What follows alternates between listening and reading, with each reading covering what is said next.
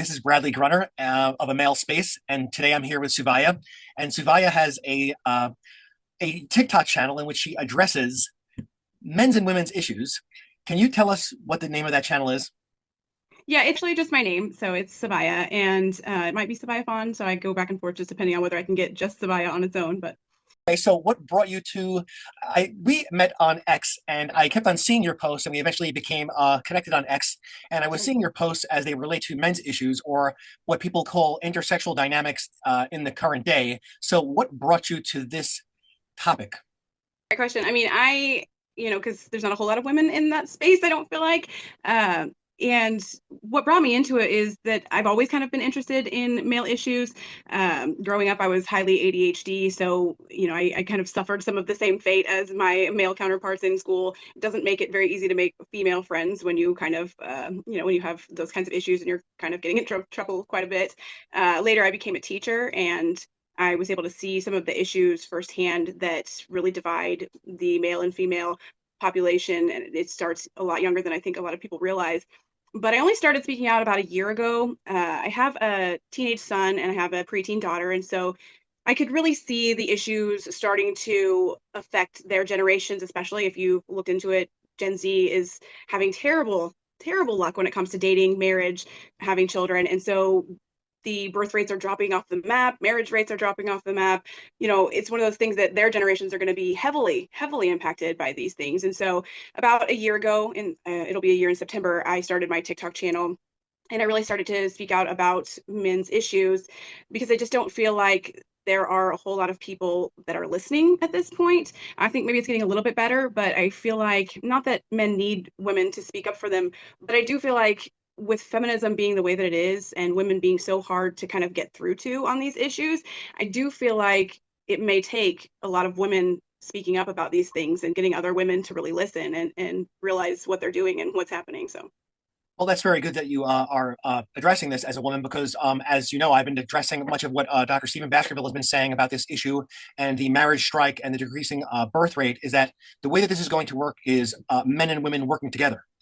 If men are going to strike for marriage and strike for reproduction, then the only way that we get through this is by working together because of various factors that perhaps are going to go through here. So, with feminism, I delved into feminism as part of my, let's say, quote, going down, the term rabbit hole of going into men's issues. Obviously, I came across feminism and started to educate myself about feminism. And there is so much to go through with feminism, the various authors and prominent influencers going back longer than many people think. I mean, feminism goes back way farther than the sexual revolution of the 1960s. People think it goes back to only then. They think of Gloria Steinem, they think of Betty Friedan, but then I say to myself, after educating myself, I say, wait, this is going back a long time already. And it seems to me that people really, when they think of feminism, as I said in my notes that I share with you, is that they immediately think of two things. Immediately that comes to mind. The people, and I'm not trying to make them feel silly because I have some knowledge now about it now. I have nowhere near the knowledge I want to have about it, such as Dr. Janice Remengo, who has, she seems to be the most prominent expert on feminism, the history of it and what it actually is that they first go to voting rights and working. And then when I ask such people, let's say that's what they think that feminism is, I'll say, have you read any feminist literature? Can you name a feminist author? And they can't even name one. And they do not know anything about feminism besides the right to vote and besides being pretty much nudged or exhorted to go into the workplace. Do you notice that also that when people are talking about feminism, they have no idea what the feminists have been saying or pushing for? That's not really what it's feminism is. funny that you say that because one of my favorite things to say is that nobody misunderstands feminism better than feminists. I feel like the majority of them don't understand what it actually is. They don't understand what it's actually doing, what any of the real ideals of feminism are.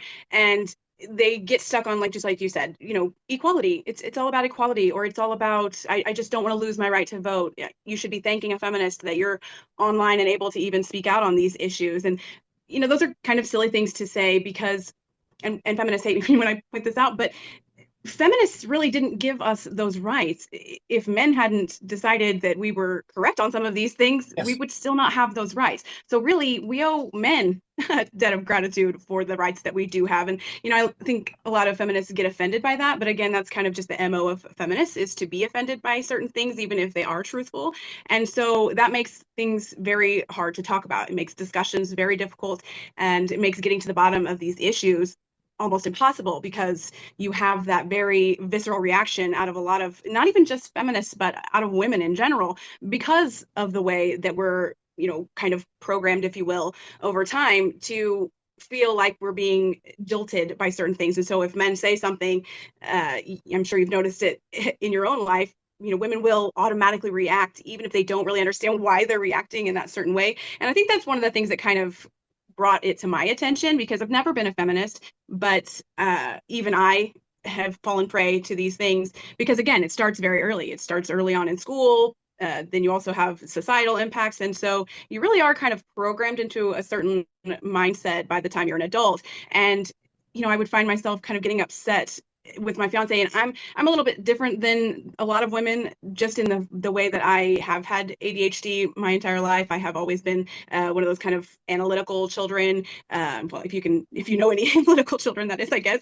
That's probably pretty strange in itself. But growing up, I had a lot of neuroses. I had a lot of anxiety. So I was always kind of in a state of panic, and to kind of get myself through those types of things, I would have to assess situations like, okay, well, what are the actual odds? And my mom taught me this, because when you have a child who's going to panic over everything, you have to teach them some coping mechanisms. And so, one of the things I would do is when something would be scary and I'd feel myself about to panic, I would have to sort of take a step back and say, okay, what are the odds that this is actually going to happen? What are the truths about this situation, and what are just things that I'm making up on my own? And so I think because I've done that for such a long time, it makes it a little bit easier for me to take a step back from situations, even ones that affect me or involve me, and kind of say, okay, what is the actual truth about this situation, and what is something that really isn't true, and why am I having this kind of reaction? And so when you do those types of things, you realize that sometimes you're just reacting because you're supposed to react, you think, in your own mind. And so when you get down to it, it's like a lot of those things are just kind of silly, and they don't make any sense. And so that kind of set me on a path of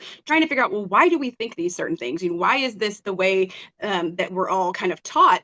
And one of my most frustrating lies of feminism is the lie that if we didn't have feminism, women would be being abused by their husbands, like en masse. And I think that that's a very effective lie that feminists tell to women because, no one wants to be abused. And when you don't have all the facts and you're told that this certain situation was commonplace at a certain time because feminism wasn't there to protect you, you're going to believe those things, and you're going to react accordingly when it comes to interactions with your significant other, when it comes to defense of feminism, thinking that you need to have it around. So Thank you for sharing that. Have you? That's everything. I mean, everything you said is on point, I believe, and I can relate to that. For example, going through certain challenges with certain conditions, and I have in previous videos said that I had certain conditions also that kind of I believe that I'm inherently empathetic, but then again, some challenges in my life did make me think about others to a degree and what they're going through, and not to personalize everything. So, with that said, do you notice that there are?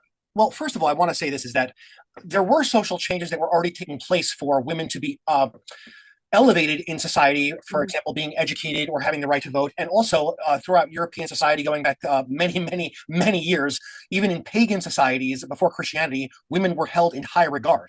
So this whole notion that that women were oppressed and abused and hated by men in the West, I'm a person living in the West. I do not know the history of all countries, but from what I know, that is the case actually. And also, with that said, my view, considering my education on the topic, my self-education, is that what Dr. Daniel Emnaeus and Stephen Baskerville has said, and I can see it in the writings of feminists, it's congruent, is that the two tenets of it really are not so-called rights or empowerment. It really is at the forefront, one, unbridled sexual freedom, and two, 100% control over the reproductive process, which is why abortion, and that's a whole other topic. I don't want to get into that whole thing. People get very sensitive over that also. If we're going to get sensitive about that, I'd rather make possibly, not definitely, a whole other video about that.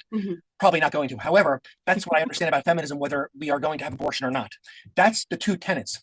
And what I've noticed also, with that being said, is that there is a great deal of contradiction in feminism, meaning that on the one hand, if you see in feminism, there's this, like you said, this notion that men are out to abuse women. There seems to be this contradiction, meaning that I've noticed amongst the feminist writers and influencers that they say those bad things about men, but then some of them as individuals were involved with the most power hungry, psychopathic men personally.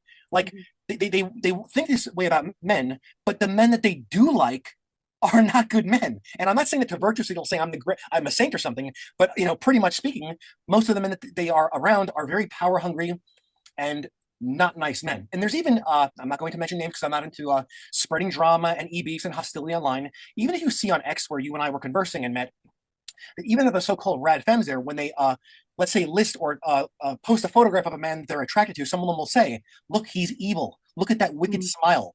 Do you notice these contradictions? Because even feminists like Barbara Seaman and Delma Hain, they urge women to be promiscuous. They urge women to cheat on their husbands, like flat out cheat on your husband. Do you notice that?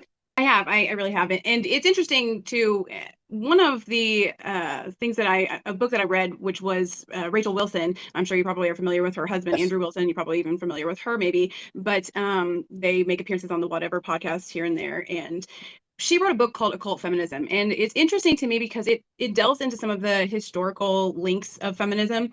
And this is kind of something that I stumbled upon myself because I always relate things to ancient history. I always feel like, especially when it comes to relationship dynamics, I feel like if we really want to understand how male and female are supposed to work with one another, how we're supposed to kind of function on this planet, then you want to look to those ancient examples because when you put yourself in the position of like prehistoric male and female, they had to work in certain ways together in order to survive. You know, that's obviously the design of man and woman is to complement one another, kind of be the pieces of one another that the other one is not, and also create balance with one another. And so when you look to those historical examples, you go down all sorts of kind of rabbit holes like what you were talking about earlier. But one of them was ancient temple prostitution. And so that was something that she focused on in her book that I found really, really interesting because we seem to be kind of reliving this now, if you will, in the form of OnlyFans or pornography, if you will, because that is very much female controlled. You know, these women are choosing, they're opting to do these Yes. things, and it kind of makes no sense when you think about it in through the lens of what a feminist really should do. But feminists seem to defend it tooth and nail, and that's interesting to me. And it kind of reminds me of temple prostitution. That was also female run, and just prostitution in general. You know, it was one of those things they call it the oldest profession because it's the oldest profession outside of the norms, right? It's outside of what you were like actually supposed to be doing, and it's the oldest profession that you could control on your own. You could go off and make money on your own, maybe working with someone else, but you could do it on your own if you had to, and that's how a lot of women have survived throughout very, very dark times in history. And it's interesting to me because what temple prostitution and what OnlyFans is it's women exploiting themselves and other women. And that's interesting to me because if you are a champion of women and protecting women and girls, you should absolutely hate things like OnlyFans because it opens up this window for all sorts of exploitation, and not only exploitation but also abuse of vulnerable and younger women. And so it's interesting to me that we see these kinds of things where women are sort of saying one thing but they're doing another. You know, they're making sure that these avenues for women and girls to be abused and exploited are still open, but yet they're going to say that they don't agree with those things. And it's the same thing when it comes to dating. You know, you see these women that are attracted to like these bad boys or these criminal elements, and you wonder why. And I think that a lot of it has to do with the nature of humans. You know, ancient females had to find a mate that was going to protect them, that was going to Yes. be able not just to protect them, but also be able to secure an area or a lifestyle, be able to make sure that their offspring was going to be able to survive as well. Make sure that you're going to be able to, you know, create all these provisions and things that are going to be more long term because he's not always going to be there. And so I think that an element of that is that you want to find someone who has a little bit of that kind of survival instinct, if you will. You know, they're willing to sacrifice other people's well-being for the benefit of you and your offspring. And so I think that some of that kind of comes from nature, where we're looking for this certain element, but we've confused it so much over the years because, you know, we are saying that we don't want that anymore. You know, we don't want to be controlled. We don't want this overbearing, toxically masculine man, but yet that's still, you know, flowing through us where we are trying to find that because we inherently know that that's what we're supposed to be. You know, that's what can keep us alive. That's what can keep us protected. And so I think that that's a lot of what we have here, where we see these women saying, I don't want this. I think that men are evil because they commit, you know, this much of the crime and they commit these heinous acts, but yet they turn around and go for some of the most dangerous or criminally inclined men that are out there, and that makes absolutely no sense. But it does when you think about how they're trying to change their own nature, but nature's going to continue to keep coming back calling. So Well, I'm actually very thankful that you said that because you actually answered a question that I was going to ask you. I was going to ask you about this element of attraction in women, and like I've been saying, and to my audience, yes, I'm going to be repetitive much of the time. I'm going to keep on referring to the same authors over and over and over again because I believe that these authors that have moved me are the most level-headed authors giving us the information about how to deal with this situation. So I'm always recommending that men who are interested in this topic to read the essay by Roger Devlin called The Question of Female Masochism, in which he addresses exactly what you said and also the evolutionary origins of it. And he does address the fact that women are not all women, but many women, I think most of them, are not going to simply say, yes, I like him because he's like this. They're going to say something else, meaning that he had confidence or he had a swagger or I was tricked, he seemed confident, something like that. And I sometimes I just want to say, look, just say what you like.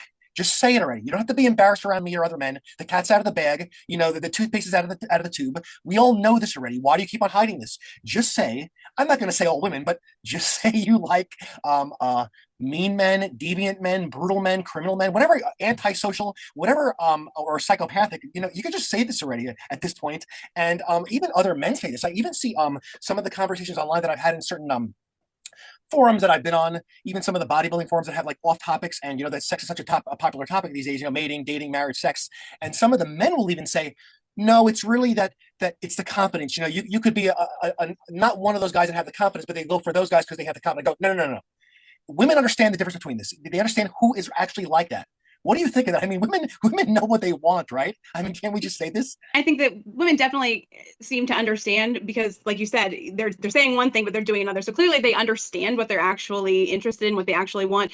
And another piece of evidence towards this is romance novels. Romance novels, if you can even call them romance novels anymore, I mean, they're a little bit extreme, and they go into a lot of this element of sexual sadism, even if you Yes. will. And it's interesting because you would never find a woman on the street who would say that she's interested in that sort of thing. Yet you have films and books that are flying off of the shelves that prove otherwise.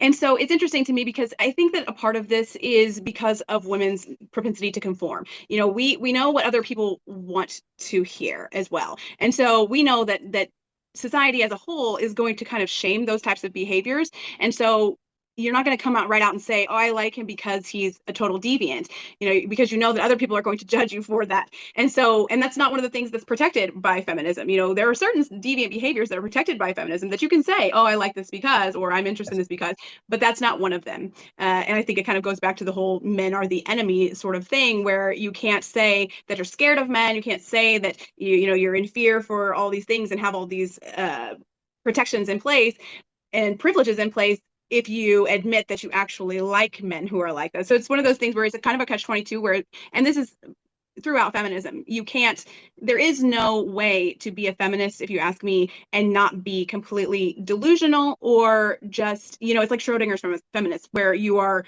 both victor and victim. You can't be both of those things. Either you're oppressed or you're not, and so it's one of those things where they want to have it both ways because that's the only way that it really works. You can't say, I want to be with a man who understands women, who is, considerate of my feelings and my needs, and also say that you want, this kind of bad boy persona, because those two they don't mix well. And so you have to sort of keep that a secret and make sure that you're putting on one sort of face while in the background you're at home reading romance novels where all kinds of, deep depraved things are happening. Yes, it's interesting. Yes, I get exactly what you're saying, and I'm glad that you're saying this as a woman and being so candid and transparent about it, because you seem to be a transparent, honest woman, and are not hiding these elements of attraction.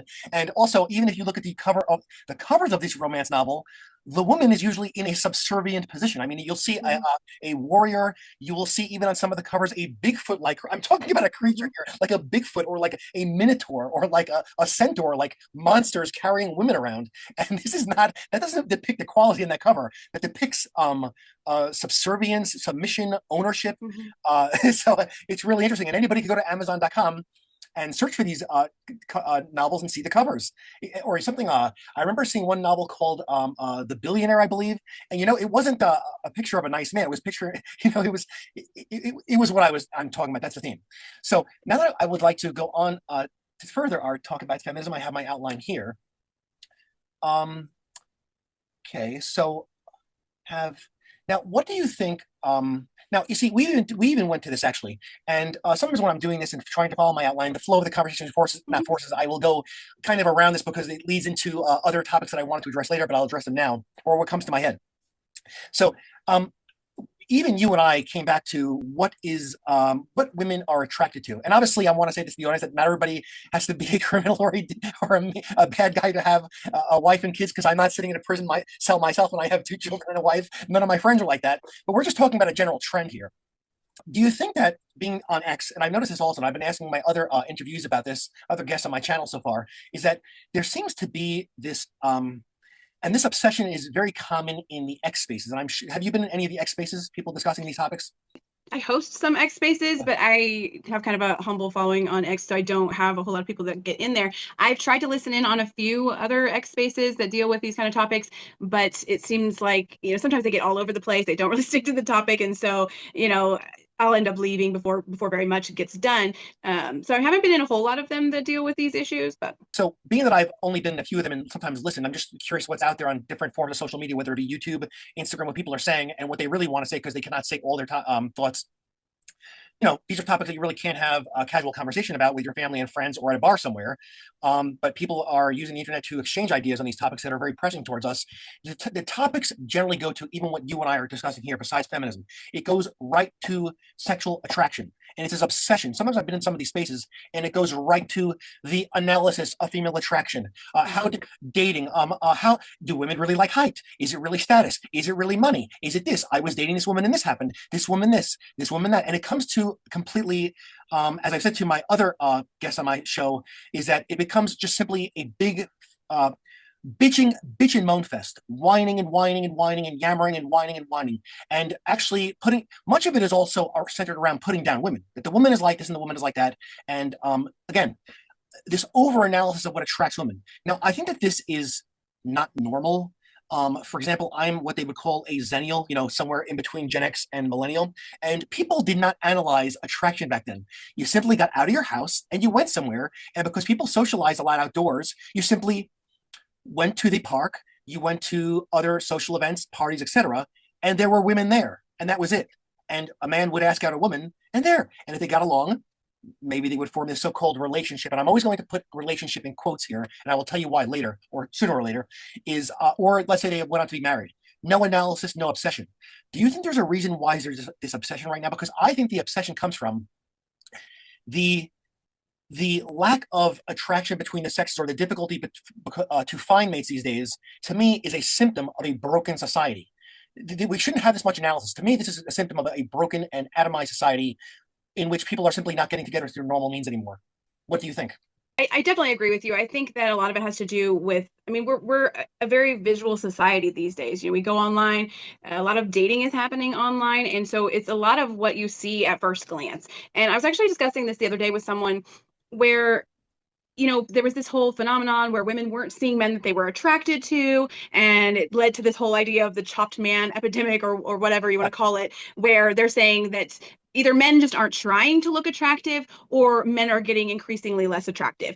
And to me, it's very silly because, first of all, in my opinion, I don't think, and I'm not saying that men are unattractive, but when you think about the way that men and women look, the features, the form, overall, even women prefer to look at other women. And so it's one of those things where it's just a prettier composition. It's a more, and I don't know if that's a natural thing or if that's something that we've caused over time because of our obsession with reproduction. But the female form and feature seems to be more of an eye-catching aspect, when you're looking for something. And so I don't know that men have ever been super stunning to where you walk into a crowded room, and at first glance you're going to see Mr. Perfect that's just like shining out there in the crowd. That's just not kind of the way that it has ever worked. And I think that a lot of that has to do with the fact that they're not supposed to be. You know what I mean?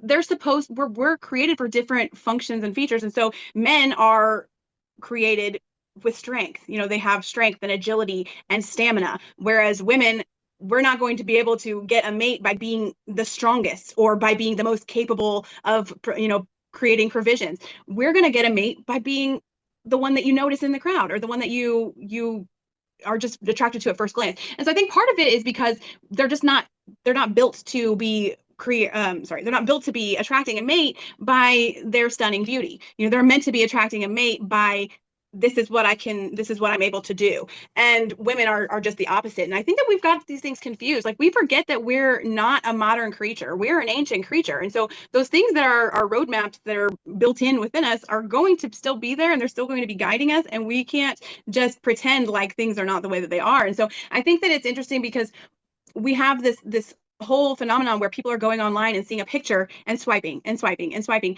and you're not getting to know the person. And I don't know about you, but I've met lots of people in my life where I may not have thought that they were all that attractive at first, but then I started talking to them. I got to know them. And you see it all the time in movies too. You see it where it's the kind of the, I don't know, dorkier guy or whatever that the cheerleader would have never noticed off the for at first glance, but she starts, through one reason or another, she starts talking to him, gets to know him, and by the end of the movie, she finds him extremely attractive. And so it's one of those things where he didn't change, his attractiveness didn't change, but you actually got to know him, and that made him more attractive to you. And I feel like that's one of the things that we're missing in a lot of relationships, because if we're going out at all, we're going out with the intent of just seeing someone across the room, like in romance movies or novels where it's love at first sight, and that's just not really the way that it works. It never has been, and it never will be. And so we're missing this part where you have to actually go out there and talk to people. You actually have to go in there and get to know people and actually learn their personality. All those things are going to make that person either more or less attractive to you. And so it works the same way the other way. If you go out and you meet this guy who is extremely stunningly handsome, and then you start to get to know him, and he's not a great person, he's got a terrible personality, all these things are going to add up to make him less and less attractive to you. So if you're expecting, which a lot of people are these days, you're expecting to see someone and have some sort of, fireworks going off, that's not reality.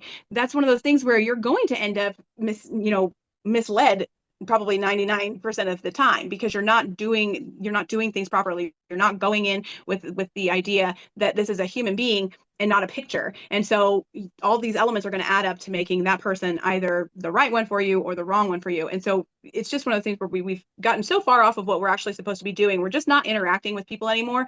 And we think that the visual is what everything is going to be based on. And so we're expecting, 6'4", blue eyes, whatever. And not everybody fits that, and it wouldn't make sense for them to. And it wouldn't make sense for me to say that that's the only criteria that is going to make someone perfect for me.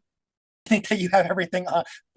Everything you're saying is true and spot on. So I'm very grateful that you are touching upon these very important things, because I'm going to, in congruence with that, what I said before is that back then, before all this, the internet connections, people just went out. I mean, there were mobs of people. I mean, I grew up in Queens, New York, even in some of the more suburban area of Queens. But even if you did go to any neighborhood in Queens in the 80s or 90s, I'm 45 years old now, so I didn't start really going out into the street and doing what I want to throughout all the neighborhoods until, let's say, my early teens. But you can go to any public park there and would see just mobs of young people. Or even if you went to a golf course, a keg party in the middle of the night, obviously that's not legal. You're not supposed to be there, but you can go there and you would see there would be dozens of people there, men and women, and that's how people met. Actually, it wasn't just the appearance. And if I thinking back, even some of the men who I would call womanizers or poonhounds, none of them were particularly tall or gorgeous.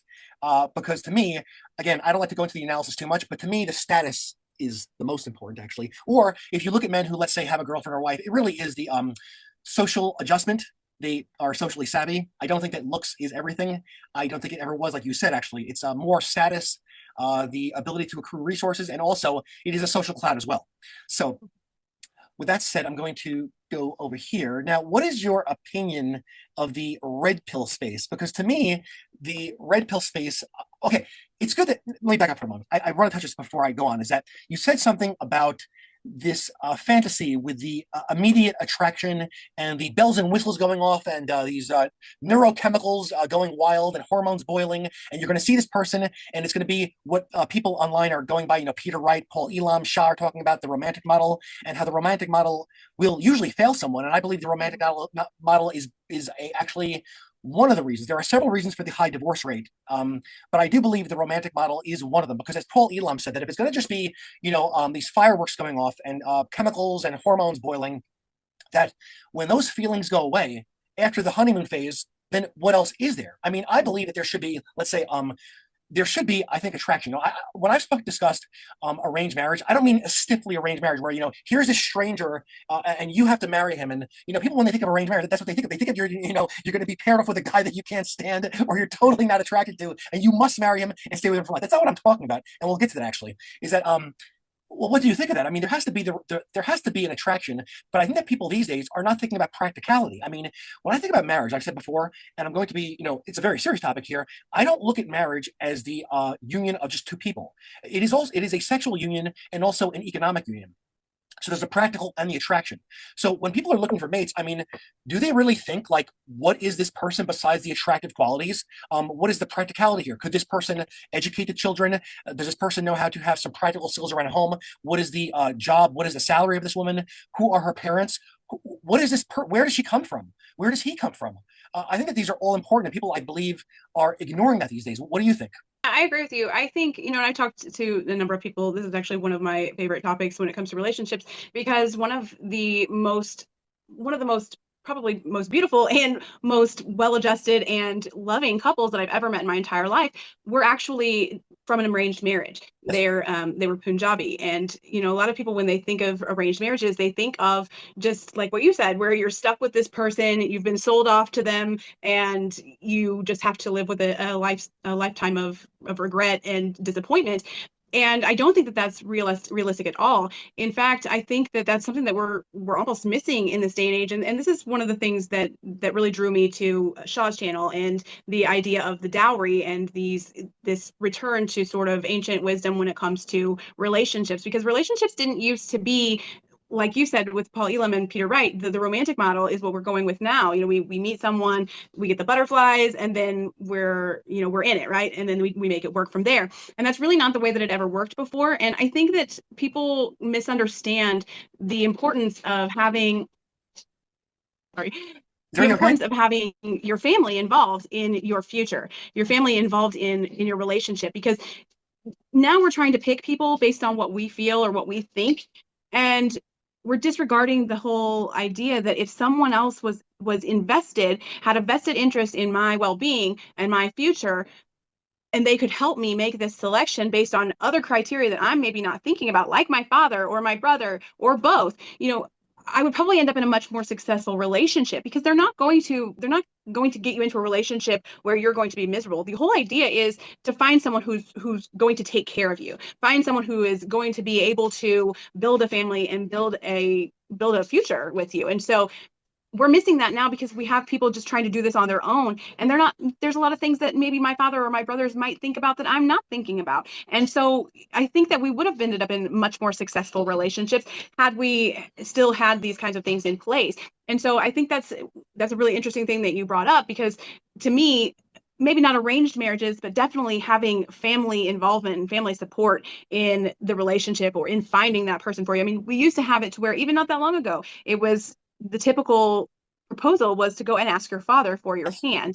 And how many people still do that? Not very many. And so, and really, some of the people that I've talked to about these kinds of things, their fathers don't have any interest in their relationships. Once they get to this dating age, maybe if they're still under 18, the dad has an interest in it. But once you're over 18, typically we're living in an apartment away from our families, where our families don't have any involvement in that. My father's not saying yes or no to a relationship. And if he tried to, I'd probably be very upset about that.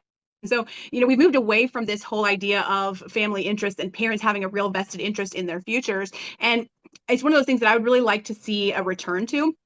The reason that the dowry conversation was so attractive to me is not because I think that tomorrow we're going to be able to start implementing a dowry system, but it's an overlooked piece of history that made things more fair, if you will, made things more of a conversation. What are you bringing to the table? What are they bringing to the table? And it's interesting because that's probably the most heated topic today when it comes to relationships, is what is she bringing to the table? And, I know that a lot of times it's kind of approached from this red pill take where it's like, well, what do women bring to the table? Nothing. but it's an interesting conversation because we have gotten into this lifestyle for women where we don't feel like we have to provide any kind of value in a relationship. And we get it in our heads that it's always been that way, to where we never had to provide any kind of value in a relationship. And that's simply not true. That is a really new phenomenon. I mean, even when you think about the 1950s housewife, which I'm not using her as an example because I don't think that that's true traditionalism. And that's another thing that drew me towards this whole gold pill idea. But if we were going to use them as an example, even the 1950s housewife had to provide some sort of value in the household. You know, her value in the house was making sure that everything that the husband couldn't be home to take care of was being taken care of, making sure that the children didn't have to be raised by a daycare provider, making sure that the household was functioning at, you know, peak ability. And so even if you take that into consideration, even the women in the 1950s weren't providing absolutely no value. You know, it was never a situation where you could just exist and be considered valuable. And I think that that's something that especially feminism has pushed onto this younger generation. And they're thinking that because I am a woman, because I can bear children, I should be celebrated as valuable. And I mean, while all people are valuable, I don't think that there's a human being necessarily that doesn't have some sort of value. But it's not just because you exist. And I think that's one of the most interesting things that women are forgetting or just overlooking today, because they think because I exist, I am valuable. And they're using older examples of being valued and being put up on this pedestal as an example of why we're valuable, but they're overlooking the fact that they weren't just valued because of their existence. They were valued because they, you know, provided peace to their husband, or they provided a really well functioning household, or they, even before that, they were working to Yes. secure the family's future. You know, they were never, if you take for example Christian women, this seems to be a really big issue in Christianity, where, you know, they want to stay at home and they want all of the benefits of staying at home and not having to work and being taken care of, but they're not necessarily holding up their end of the bargain. And when you think about that, you know, even biblically, that's not accurate. One of the most popular examples is the Proverbs 31 woman. You know, she was not sitting at home painting her nails, watching soap operas. You know, she was out in the field doing work. She was, you know, getting dirty, doing the things that needed to be done in order for the family to prosper. And so that's one of those things where we're really missing this whole key element of what we're supposed to be doing, because there's just absolutely never been a time in history where women were simply valued for their existence. And if they were, you know, say like in goddess worship, or goddess cults, that was not a good thing. You know, we were not being valued for the right things. You know, men are just as involved when it comes to creating life, and just because we happen to be the ones who incubate life and, you know, then sustain that life, doesn't mean that men are less valuable in that whole process. Right, you touched upon very important things, and that's piqued my interest as you were saying this, because what gets me very frustrated about these red pillars. I call them red. I call them 2.0 red pillars, because the first red pill was people like, to me, was like Barbarossa, Stardust, Paul Elam, people that were much more serious about this topic, and touching about the root of these problems. And to me, the 2.0 red pillars that are very prominent on the social media, particularly X, is that they do want the woman to just exist. If you look at the posts, these inflammatory posts, they'll say things like, well, I don't know the exact quotes, but they imply that all they want is a woman who is docile, submissive. The quote, "Go make me a sandwich. We don't care about your degrees. We're not." Everything is a turn on to them. We're not aroused by your degrees. We're not interested in your degrees. Everything to them is a titillation. See, there's no practicality with them. So, sometimes I'll actually respond to them. I usually don't get a response, probably because they don't read their responses, or they're not going to like being challenged.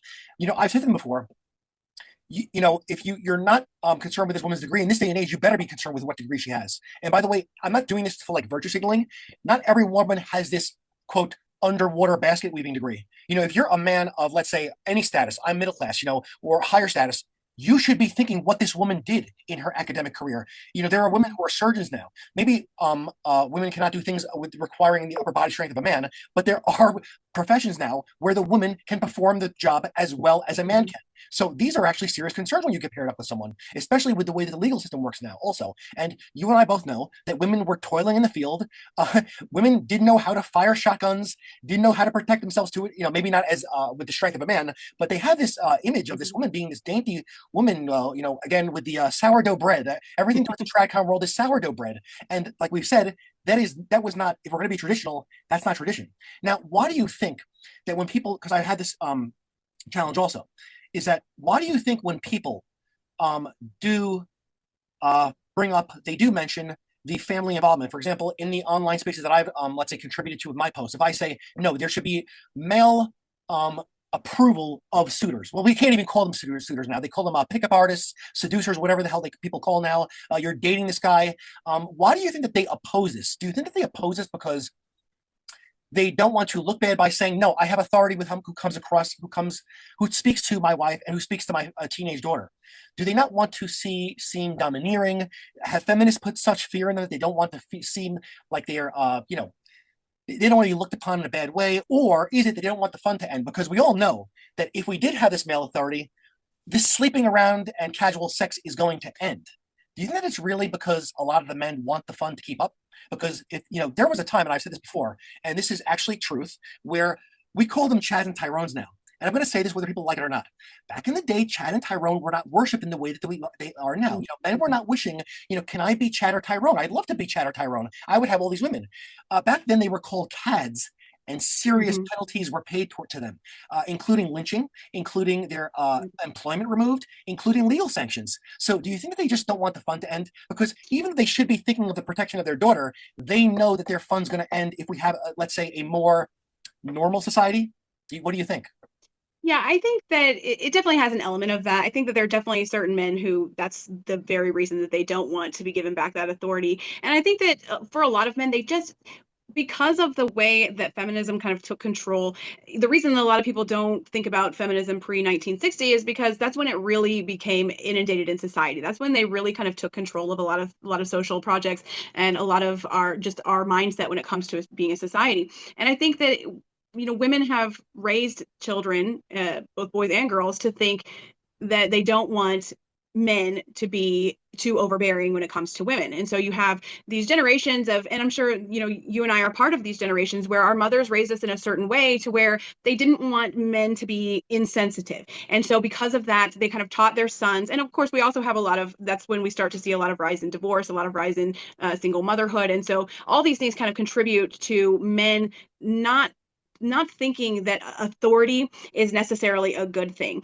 And so when you discriminate against authority figures in that way, like you don't want men to be too overbearing, you don't want men to be controlling, you don't want men to be insensitive. And so when you start raising your boys in that way, there's going to be a certain distaste for having authority over females, and the same thing with women, where you're not going. It's one of those reasons why women react so viscerally when we're kind of told what to do or what have you by our significant other, because we've been raised to think that that is a way of controlling us. And so I think that it's kind of a combination issue, but definitely I think that there are the pickup artists and whatnot that see that as being a bad thing. If we do encourage this male involvement in decision making when it comes to relationships, we're not going to get away with the same things that we got before.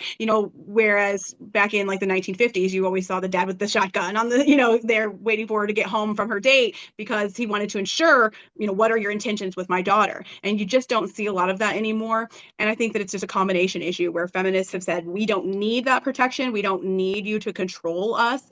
And then of course you have men who are supportive of that because they don't want to have that sort of that blockade to having fun and having women who are willing to do these things and not being, I don't want to say repressed, but that's kind of the common buzzword that feminists use for it, being sexually repressed or what have you. And while there is an element of understanding with that, at the same time, it's really just kind of a benefit for people who don't want to be shamed and don't want to have any kind of rules. So Exactly. That's really what it is. I think you have it spot on. I think I have it spot on as well. It's the combination. However, what I don't like about this also is that people. I was discussing this with Annie Nowicki in my first video that I put out about these problems. Is that people do not. He said that people think about sex in a disembodied way. They just think of the act. Actually, the reason why we had sexual regulations because we don't want to clean up after other people's messes. See, it's not just the act though, and I believe that people don't think of things beyond the act because they don't believe that. Not believe. We've been.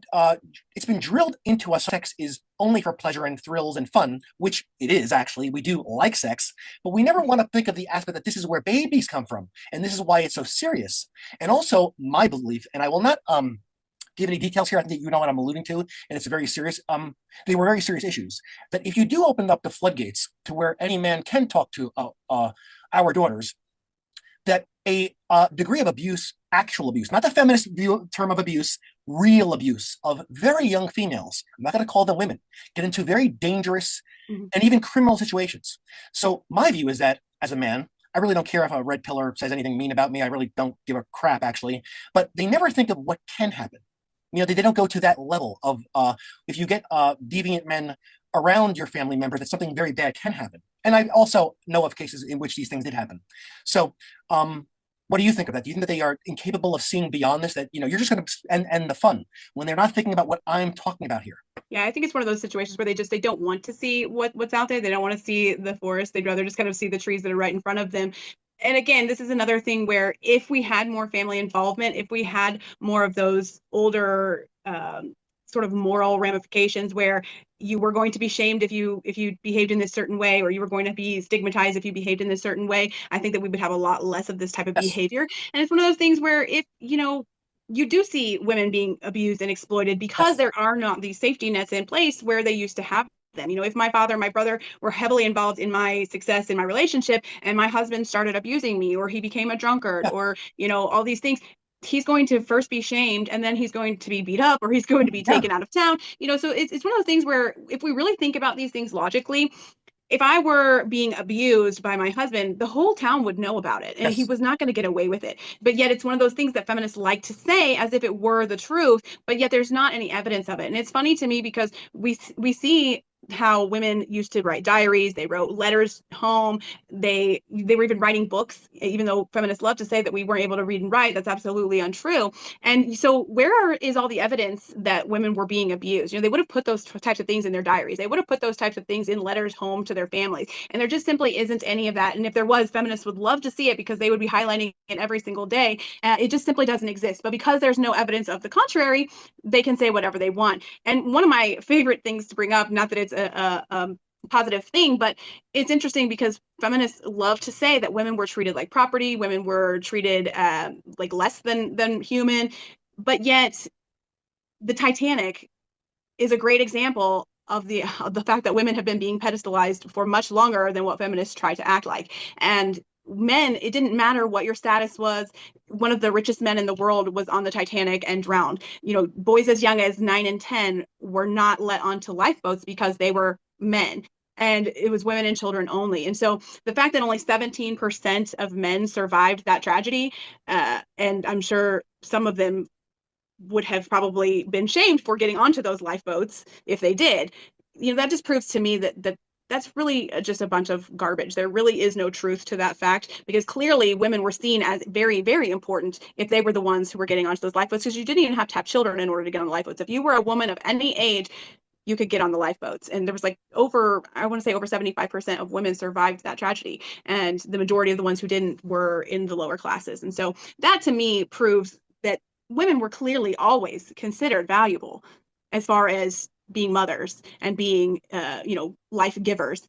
But men have always been considered disposable. And so it's one of those things that a lot of feminists don't like to bring up because they can't explain what the reason is. If we were so oppressed and we were treated as less than human and we were valued as simply property, why didn't we go down with the ship? I'm sure that if I had if I had to choose and a ship was going down with Elon Musk or Megan Fox on board, I'm gonna probably not gonna choose Megan Fox. So, it's one of those things where just because you were a man, you had to drown. And so that's very telling to me. And I think that it's one of those things that we really need to consider more of, because there is historical evidence that feminists are not telling us the truth, right. but we don't think about things in the big picture. We think about things in whatever context we've been given. And so if feminists say that this certain thing was happening, I'm not going to put myself back in that situation and think, was that really what was happening? I'm just going to take what they say for the truth because there's really no evidence that it wasn't happening in that way. I'm really very grateful that you're telling what you're telling me, actually, and telling my audience, actually, what they will be hearing when I publish this.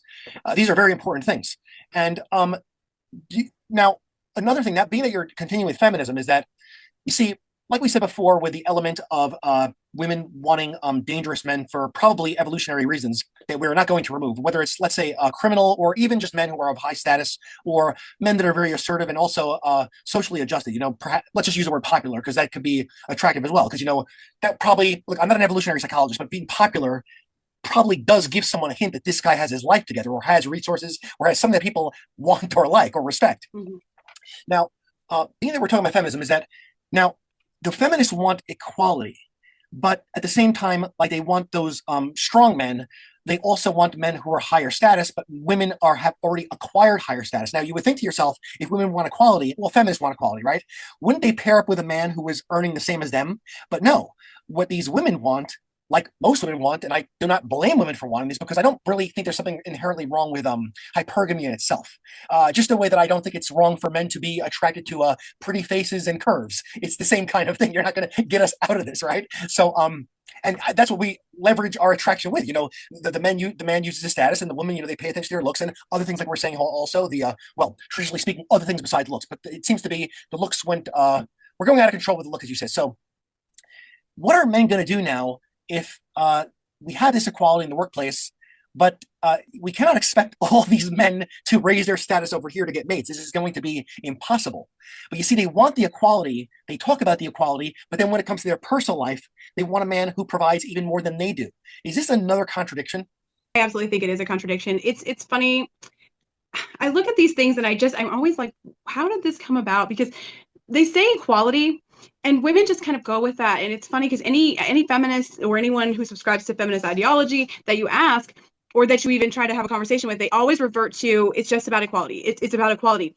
But yet the behavior that most feminists have is domination. And so you have this sort of thing that just doesn't make much sense, where they say that they want equality, but they're always trying to get more, and they're always trying to get more, and they want power. They basically just, to me, they want power. And I think that a lot of it comes from this idea that women are more suited to society, if you will. Women have always been the ones that conform better, the ones that don't speak necessarily the way that other people are offended or that other people are upset by. You'll change the way that you're behaving or the way that you're speaking to fit what other people are going to be upset by. And that's very much a female trait, and it's one of the reasons why you see in school girls being very well fit to the environment of school, where they can sit still, they can be quiet, they can take turns, they can be patient. And you see a lot of boys getting disciplinary action, day after day, because they don't sit still well. They want to go run and jump, and they don't really, especially at the younger ages, don't understand why they can't go climb that tree and do the things that they want to do. And they're not really paying attention, and they're not necessarily considerate of the other people's feelings or whose turn it is. And I don't think that that's necessarily a bad thing, and it's not very conducive to a learning environment, but it's not a bad thing in the real world. You have women or girls who are naturally conformists. They're going to be also easier to take advantage of. They're also going to be more corruptible. And so it makes sense that our natural counterpart would maybe be someone who would push back against some sort of authority figure that may not have our best interests at heart. And so it's one of those things where we get these things really, we find them very offensive, that men will kind of say what they think or what they mean, and we will lie to other people to appease them or to protect their feelings.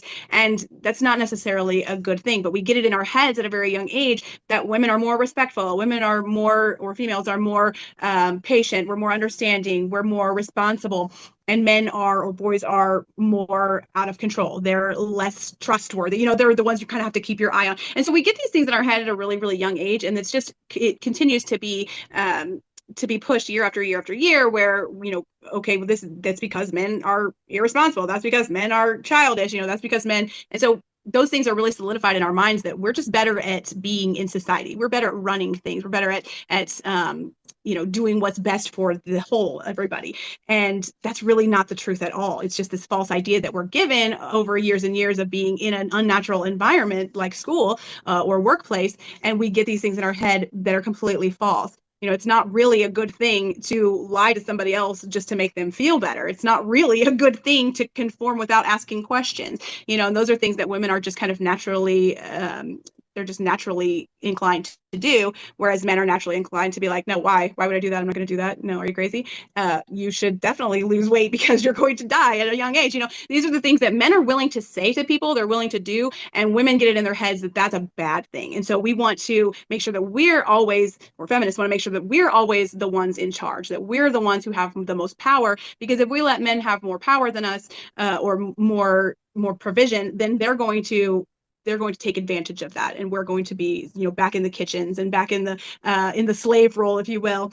And they just get these really false notions in their head that make them react in certain ways. And I think that's one of the reasons why women are constantly trying to get more. They're saying equality because that's what everyone wants to hear. I always say this, that feminists say equality because it sounds a lot better than world domination. Because people wouldn't probably look quite as kindly on that as they do on equality. Equality sounds nice, it sounds lovely, but that's really not what they're after. If they were, we wouldn't have feminists continuing to push these things. We wouldn't have feminists who are already at the highest income bracket trying to find a higher value man than them. You wouldn't have feminists in positions of power who are trying to make things impossible for men or for women that they disagree with. I'm a woman, but the feminists don't like me. And so in the feminist utopia, there would be no men, and women like me would be, doing slave labor. And so that's one of the reasons why I started to speak out, is not just for the relationship aspect of it all, but also for just the falsehood that is feminism. They say equality, they say, women's rights, we should all be in this wonderful sisterhood together. And I know from communicating with feminists that there's nothing beautiful about that sisterhood, that they will turn on you in an instant if you don't go along with the status quo. If you don't go along with what they're saying and what they want to push, then you have become the enemy, and you clearly have internalized misogyny, and you should probably, just stop talking. So again, I'm going to repeat myself. I'm very glad that you're revealing all these things. Very important information, actually. And that leads me to two other things, actually. It's going to lead me, because you didn't mention the education topic here, is that, do you think that we should have perhaps sex segregated schooling again? Because I actually do believe there is some benefit to having the sexes separated, because of exactly what you spoke about.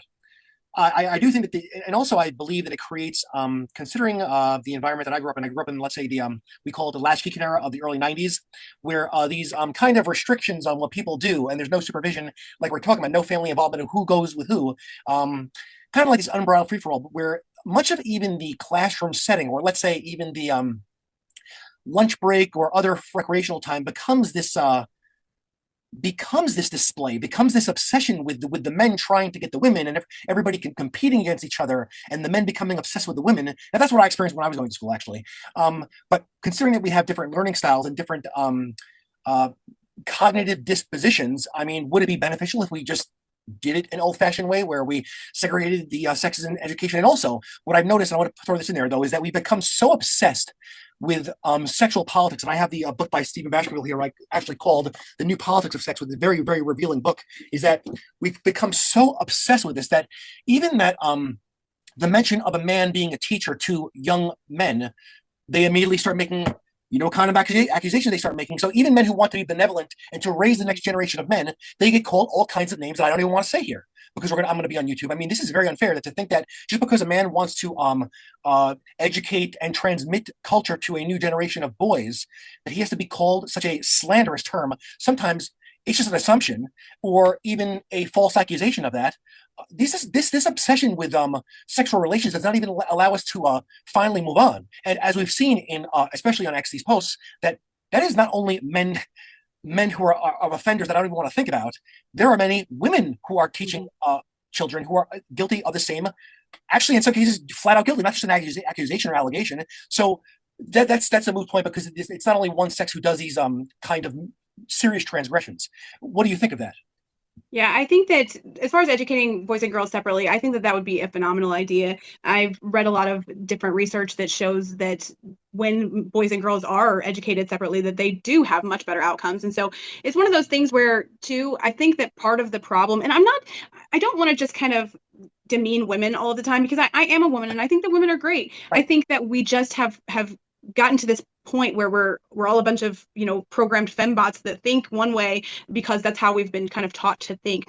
And it's interesting to me because we see, as soon as kids start going to school, we see this kind of conforming attitude, not just for boys but also for girls, because you don't see any kind of encouragement for women being mothers. You don't see any kind of encouragement for women being homemakers. You used to have classes like home ec and parenting and things like that used to be a standard part of school for the girls, maybe even for the boys, but you don't see that anymore. That youth shop used to be a very typical part of a school for boys, and you don't see that anymore. We've gotten to this point where school has become this sort of melting pot where everything is on like an even playing field, but we're dealing with two very different sides of the human species. And so they do learn differently, they do behave differently, they do have different inclinations, they do have typically different desires as far as what they're going to want to do when they grow up. And something that I've found extremely interesting is that when I taught preschool for many years, you'll do projects or whatever, and when I would ask kids what they want to be when they grow up, boys are always fireman, police officer,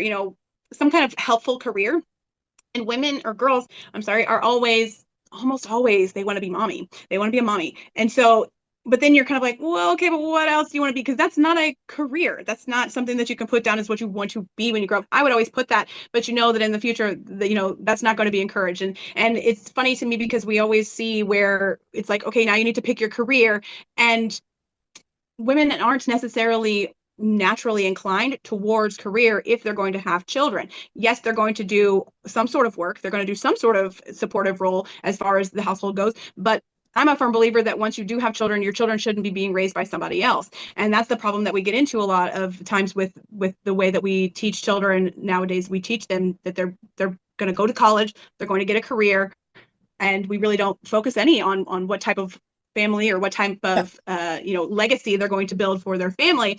And whereas I'm all about women working, I worked myself, and I understand the need for income, especially in this economy.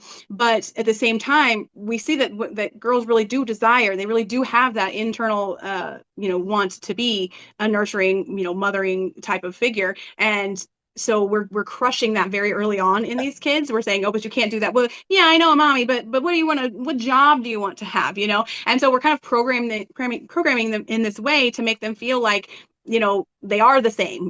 Boys and girls are the same. We are we have the same capabilities, and we have the same life goals and whatnot. And I think that really muddies the whole outlook of their future. And so I think that if we had schools where boys and girls were taught differently from their learning styles and from what they actually were going to be trying to achieve in life, I think that we would have much better outcomes as far as the learning goes, because you're putting boys and girls into these environments where they're expected to perform the same and given the same style of teaching. And this is why we see boys really falling behind as far as school goes, because their inclinations just simply aren't designed for four walls and a chalkboard, whereas girls, that's actually pretty conducive for us, because we like sitting and playing tea party and mommy and things like that. We like being teacher and doing those sorts of things, whereas boys are really not getting much out of that situation. And so I absolutely think that boys and girls should be educated separately, maybe even together, but have a lot of separate programs, a lot of separate classes, and maybe could come together for certain other things.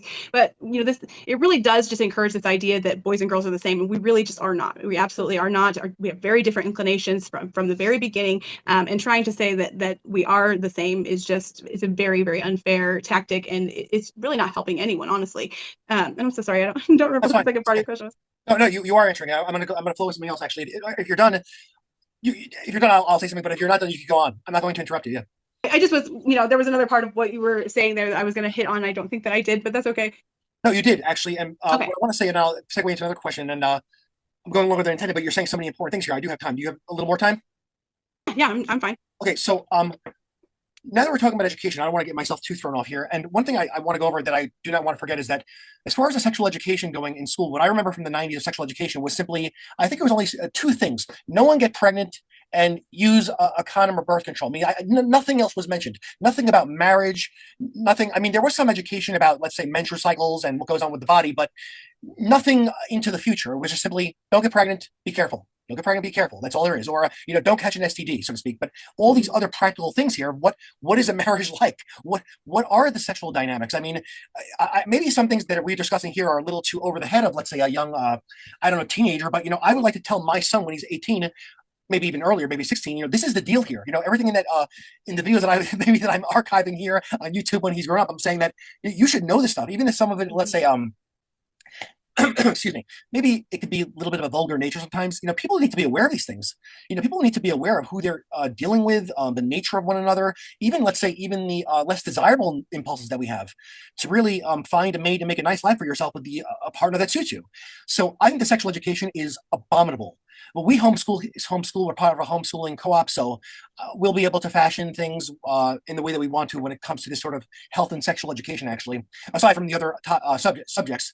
Now, also in schools, and I think that I have to look into this a little farther. Actually, it's a topic that I want to get into. There are so many facets of what's going on there, which makes it so ridiculous, so to speak, and maladaptive. Is that do you think that, or do you know if men are being flat out discriminated against in schooling? Meaning that I understand that on college campuses, from the work of Dr. Helen Smith, who I interviewed last Sunday, that some of these campuses are hostile to men, meaning that in the non-scientific subject areas, there is a misandric theme running through the campuses. Is there actual discrimination, or let's say if not actual discriminations, are there more programs that suit women to get ahead and let's say exhort them to go into certain fields and make it a little, well, you have to have the talent to go into certain fields, but I think you know where I'm going with this. More like some advantages or programs or recruitment or exhortation that men are not getting. Yeah, absolutely. I do think so. And one of the most eye-opening things, this actually came to my attention long before I was ever a teacher.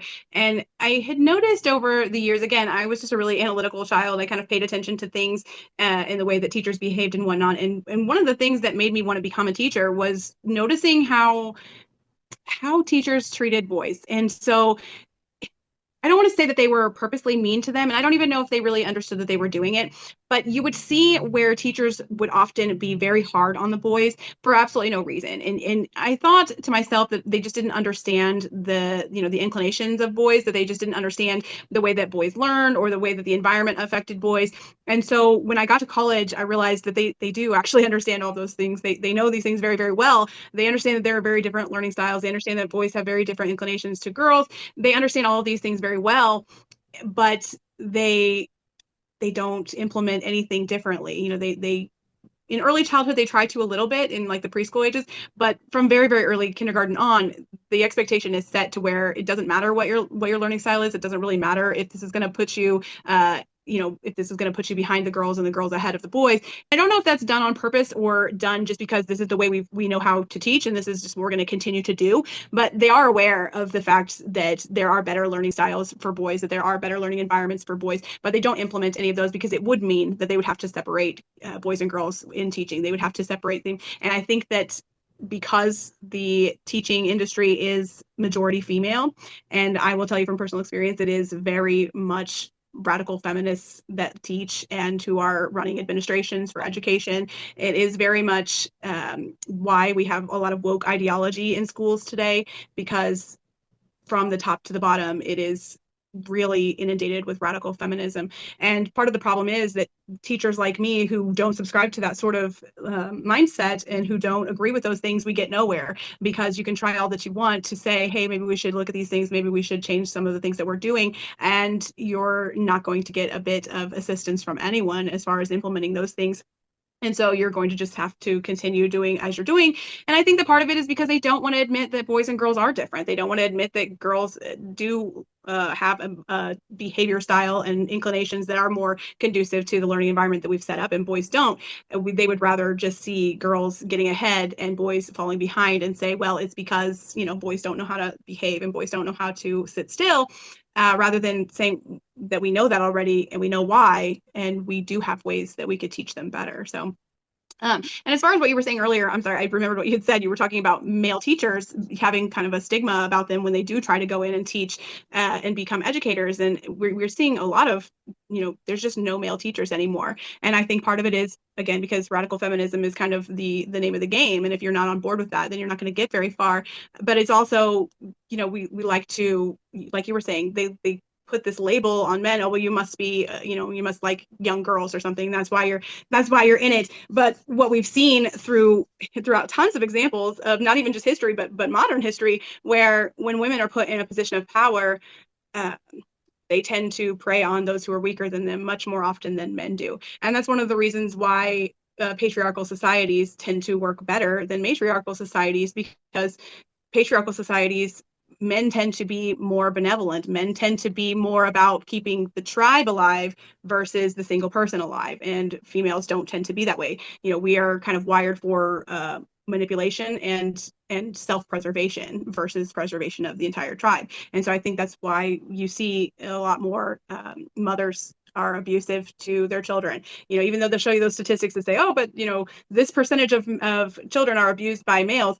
A lot of the times that those are mom's boyfriend or mom's live-in partner, and mom is also involved in that abuse, or at least aware of that abuse. And so you see in single mother homes versus single father homes that outcomes are tragic. There's much more abuse, there's much more neglect, there's much more of the mother focusing on herself and her own life versus what's best for her children. And that's why you see them in these kinds of situations, whereas men tend to think differently. If men have children and they are the sole custodial parent, they'll change their entire lifestyle to fit what works for them and their kid. They'll not put up with a woman who doesn't treat their child right because they understand. And I think that part of it isn't just malice. Part of it is that women don't like to, they don't want to upset people that they care about. They don't want to upset their children. They don't want their children to, be sad or whatever. And especially single mothers, they tend to feel guilty. And so they'll kind of let things slide that they maybe shouldn't because they feel bad that they're the only one and that they're not able to give them the attention that they would like to because they have to work or what have you. And so they'll let certain things go, even though they know they shouldn't. Whereas fathers are much more likely to say, nope, we're not going to do that. That's not what we do. And so they're much less likely to kind of give into those sorts of things. And so I think that a lot of what ends up being, what seems malicious by women is really just that they don't want other people not to like them, or they don't want their kids not to think that they're great, or what have you. And I don't know. I mean, maybe that's just my personal experience with single mothers, but the statistics are out there that single mother households definitely have less positive outcomes, and single father outcomes tend to be right in line with dual parent households. So Well, I'm very glad that you're revealing that as well, because that is actually one of my favorite authors in this subject area is Dr. Daniel Linnaeus, who's the author of the Case for Father Custody and the Garbage Generation, which I've been recommending in all of my videos, which I think that people should read if they want to delve into these crises that we are discussing here. And he also he is very repetitive in his books, but he really does nail this home of all the phenomena that you just discussed, actually, and actually that goes well with what I'm about to actually talk about here. It's good that you're saying all this because it seems to flow very well into the next topics, the successive topics we'll be addressing. I appreciate that.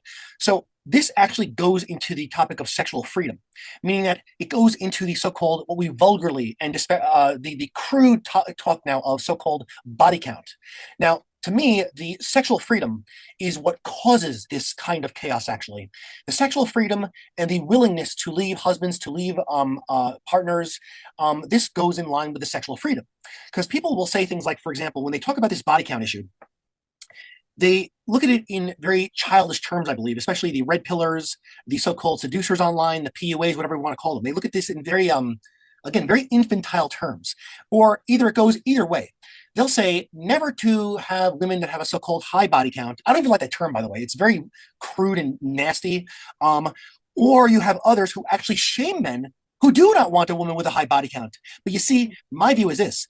The men who shame the men who are concerned about the body count are not the men who want to marry a woman and have children with them. If you are a man who wants a family, a wife and children, you should be concerned about the track record of what a woman is like, because you can also be stuck, especially in this day and age with the courts, the way that the courts work now also. I mean, they'll say that body count doesn't matter. Well, like Paulina said, well, if the body count doesn't matter, why is there 421 million bucks? No, 421 billion bucks spent from the federal budget on single mothers and their offspring. I thought body count doesn't matter. And again, you can see this is from thinking about sex in a disembodied way. To them, to these tough guys online, it's just a number. They might be disgusted by the number, or they might not think that the number is anything big, but it's just a number. They never think about what is the outcome of it. The sexual freedom lends to the single mother household. That's what happens when there's no regulation. So, and then also the rest of society has to clean up this mess.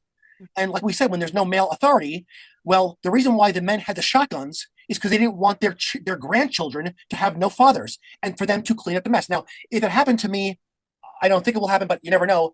Of course, I would raise this grandchild of mine, but this is not what we want. We want high investment parenting. The high investment parenting does not come when people are running amok with freedom.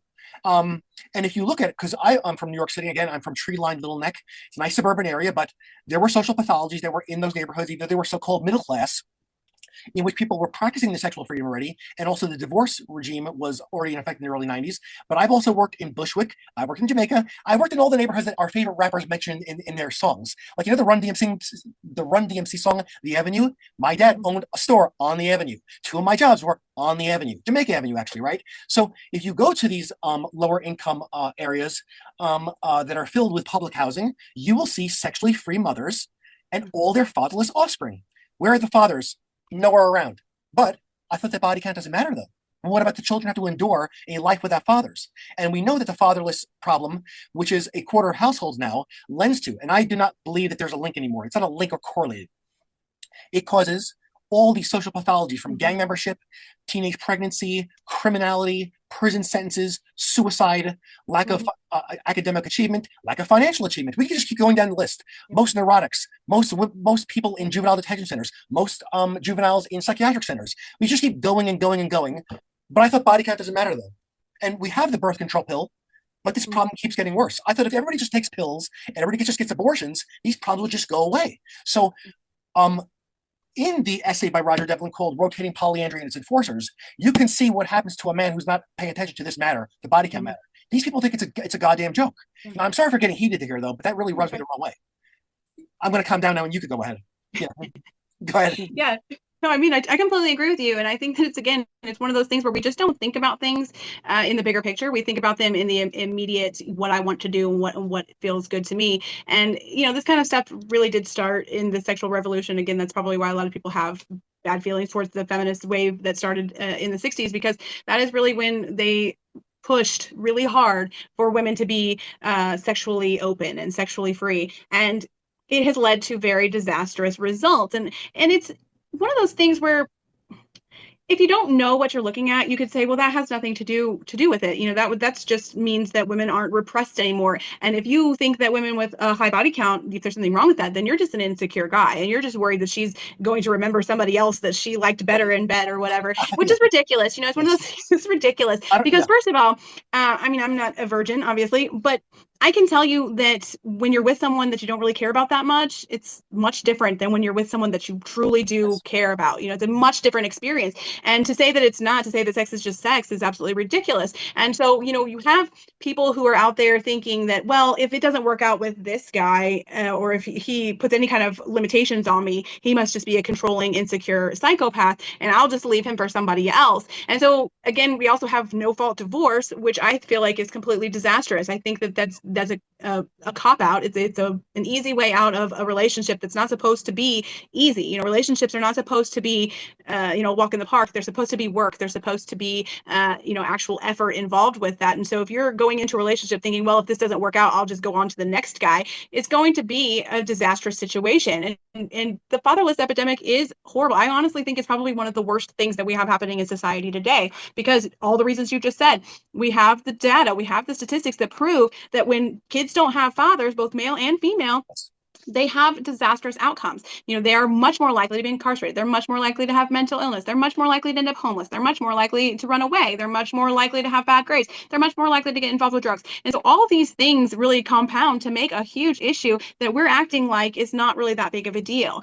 And it's because people don't want to feel that shame. They don't want to feel like they're doing something wrong. And so they reach for whatever the easiest excuse is, and they grab hold of it and say, well, it's because, you know, it's because men are controlling and you know, they shouldn't be like that. And I'm not, you know, they're not my father or what have you. And any excuse that you can have to get out of that situation. And now you don't even have to prove that there's anything. And we see this a lot. You know, women are over 75% of divorces are initiated by women. And when they give reason for that, the reasons are not because he cheated on me. They're not because he abused me. They're because he wasn't making me happy or because it just wasn't what I wanted. And, you know, we have this very selfish outlook on things where it's like, if I'm not getting everything that I want, then there must be something wrong with this situation. And we don't take into consideration that there is a whole other person involved in this situation. And then, of course, if you have children, there's more than just that other person involved in this situation. But nobody wants to consider what the outcome is for the children. And I think that's probably the biggest tragedy that I see in relationships today is we're so willing to have children with someone, but we're not willing to stick it out and try to make it work. And it's funny because sorry, I say it's funny. It's not really funny, but it's interesting because you will see people saying, "Well, he was a terrible person. He was controlling. He was, an abuser." But I went ahead and had kids with him. And then I had a couple more kids with him. And it's like, well, if he was that horrible of a person, then why did you continue having kids with him? And women will come up with all sorts of excuses to say, well, I didn't have a choice. I couldn't get birth control or I couldn't, whatever. But the truth of the matter is they just weren't willing to do the work. They weren't willing to see their own issues, their own problems, and their things that they were bringing to the situation that were negative. And, contributing to the overall issue. And it's much easier rather than dealing with your own issues to just blame it on someone else and file for divorce and say, well, I can do it better on my own. And a lot of times women are expecting things out of men that they really shouldn't be. I don't know if you saw that video with the girl. She's like, the reason I almost divorced my husband. And it was because of she wanted him to load the dishwasher or Yes. something in the morning and make sure that and I'm like, that's a really trivial issue.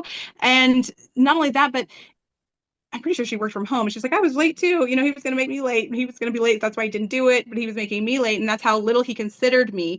And, women will take things like that very, very personally when in all actuality, he just wasn't thinking about that. He wasn't considering it. He was running late and he just didn't have time to do it. And so he's not going to do it. But women will take things like that as a very personal slight on them and their honor and, how valuable they are to their significant other. And, I can kind of speak to this from experience because, like I said, I've never been a feminist, but there are definitely times when I have been kind of being ridiculous about something. And in the moment, I'm thinking, no, this is ridiculous. He's being totally out of, just out of line, and he has no right to say things like this to me. And then later on, I'll think about it, and it's like, yeah, but really, was I honestly being very fair in the situation? It's like we have this root cellar outside, and it's older than the house is, and I really like it for whatever reason. We've lived in this house for 14 years though, and I've never stepped foot in this root cellar. And so his cousin was on his way. He's like, he's near here, and he's got the excavator. Can he come, tear out the cellar? And I was like, no, I don't want him to. And he's like, yeah, but you've never even been down there the whole time we've been in this house. And I'm like, yeah, I know, but I really like it. And he's like, okay. So he's like, is there a reason why we should keep it? And I'm just like, I was kind of irritated, but at the same time, I was like, no, there's not a reason why we should keep it. It's stupid. But, it's nothing to me really, but it's just one of those things where women will get something in our head that's like, that's important to me. And if he says something against it, then he must not care what's important to me. Whereas men are typically thinking like, okay, we've lived here for 14 years. She's never stepped foot in there. It's in my way when I try to mow and things like that. And they're coming from a real practical sort of way. And they're not thinking about, I'm going to totally crush her spirit if I do this when she doesn't want me to. They're thinking practically, we need it gone. It's in the way, and she's never been down there. And so I could have easily, felt myself being like, I'm going to throw a huge fit about this, but what purpose would that have served? It would have just been ridiculous. And he's right.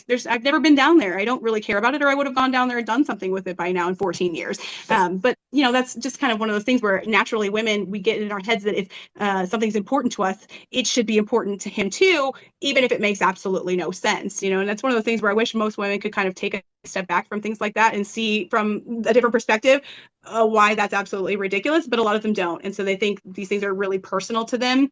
And they think that speaks to the fact that their husband is abusive and controlling and doesn't really care about their feelings. So thank you again. I'm going to say it again. Thank you for all this that you're revealing here. And it was what you're saying is very useful and revealing. And also what I got in my head also is that we were discussing the body count issue also is that one thing that everything that you said was is very important. However, one thing that I think is very infantile, so I'm going to go delve a little more to the red pill grifter type of thing, and then we're going to come up with the final topic I want to discuss, and then we'll close it out. I want to come up with perhaps some talk of solutions, perhaps, which is not going to be an easy topic to discuss because I believe that many people are scared of some solutions, so to speak. Now, what I think is extremely infantile is that when the red pill grifters or whatever these PUAs or seducers or whatever or other people in line, again, they're only thinking about the act again, meaning that they'll say things like, the reason why you're obsessed with the body count is because you can't measure up to the previous guy. What do you have, a blah, blah, blah, you know what I'm saying? Or you can't compete with the other guy. Meanwhile, what you and I said from a civilizational or societal or social aspect to it, meaning families ripped apart from home wreckers or single mother households being created. Those are far more important than some guy being worried about someone who's competing with. I mean, I'm going to admit to you here, I did not always have my view on the life the way that I have now, and I'm going to admit that, like you said, that you're not a virgin, we're not virgins. We do have families, we have children, but I'm going to admit that I've had casual sex in my life, and I never ever thought of that. It never occurred to me, well, this woman I'm having sex with, who else was she with? Or does his, what to measure up to my Mhm. side? I've never thought of these things. I don't know who thinks of that during the act because the act is pleasurable and exciting. I don't know who's thinking of that during it. But now, to close this out, is that do you think that there is this sort of infantile thing to the red pill? I mean, to me, it's just become a bitch and moan fest, whining, yammering, complaining, and all they do, if you see them in their videos, I don't know what they have to offer at this point. Maybe in the beginning, when we had the 1.0 guys like Paul Elam and Stardust, there was much important things to offer the public, but now it's just simply on repeat, like echolalia. I mean, like, should I take half my stuff? The carousel, the monkey branching, over and over and over again. And also, they tend to have, not tend to, they do have an utterly hostile view on women. Everything that they post, most of what they post is utterly hostile to women. So my view, and also what I posted underneath their posts is, well, they're saying women are terrible. Why are you exhorting men to get them? Why? I've asked them, well, according to your logic, women are terrible. Wouldn't it make sense to disassociate completely? Do you see this incongruence? I believe that these people have literally nothing to offer men at this point. Literally nothing. They have nothing to offer to civilization, to child raising, marriage, nothing. What do you think of this? Yeah, I agree. I mean, I was a big fan of the red pill movement early on. I wasn't really online at the time, but I definitely saw the benefits of some of the things. And I think that at this point we've gotten to a situation like you said, they're almost like black pill at this point. They're very nihilistic. They're very women are evil, which to me is very silly because women can't be evil. Men and women are clearly created as two separate parts of one species. Yes. We're made to be complementary pairs. We're made to mate with one another and raise offspring. And so for one of us to be, inherently evil would not make any sense. And so the men who kind of think that way are really not thinking all the way. They're really not thinking about the full picture. They're really not thinking about the real logistics of it. But also, like you said, they're very negative, and I'll get this a lot. I'm trying to help and I'm trying to understand, and I really do enjoy learning male perspectives because I think that it's beneficial because otherwise I'm just getting everything from female perspective. And so if you really want to understand an entire situation, an entire issue, you have to really try to see things from all aspects, from both sides. And you know, you will have these red pill people that are just kind of like encouraging men to use women. And to me, that is counterintuitive because the whole problem, the reason that feminism has gotten to the point where it has is because they were able to kind of bounce off this idea of men using women for personal gratification. And so if you're feeding into that whole idea and really creating this movement based off of being a pickup artist or based off of using women for personal gratification, you're only feeding into that issue. And so personally, I think that the solutions are going to be mutual. They're going to have to include both male and female perspectives. They're going to have to include both men and women working together to kind of understand these things better, to understand the dynamics and why we have the issues that we have, and how everything has kind of gotten how everything has kind of gotten off the rails. Because if you are just trying to solve issues with one perspective, you're never going to get to the end because it does involve both of us. It does involve a mutual respect that we need to find and we need to have. And I was actually just talking the other day to someone about this, as far as you're not going to find very many virginal women in the modern generations. You're Right. just not. And so, whereas I totally understand the low body count desire, and I think that that's something that you should definitely have your standards on that because women with higher body counts, they're going to probably not going to be able to pair bond very well. They're not going to be able to stay in a relationship and have that kind of stick to itiveness that you need for someone to build a life with. But at the same time, if someone's been with like a handful of people, you're not going to you can't just kind of discount them because they aren't virgins, because Right. we Exactly. have this huge issue where I got into this, a lot of it because of the male loneliness epidemic and the high suicide rate and things like that. And I really saw where men were just kind of checking out and men were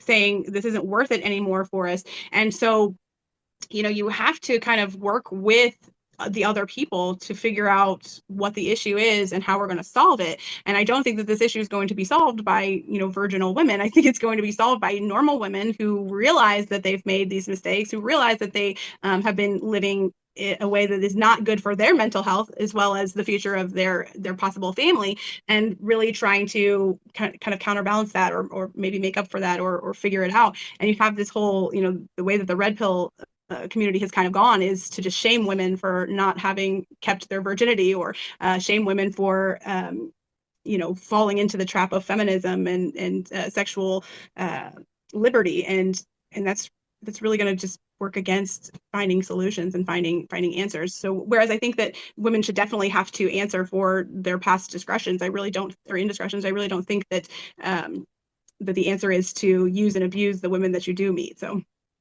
now, one side topic, and then we're going to go into the solutions. I'm gonna have to. I have to get off here. I gotta go pick my daughter up, so Okay, I'm gonna kind of wrap this up. I'm so sorry. it's okay. Yes. Okay. Perhaps we could talk about the solutions aspect in another conversation. Yeah. Okay. Yeah. Thanks. Okay. Thank you very much.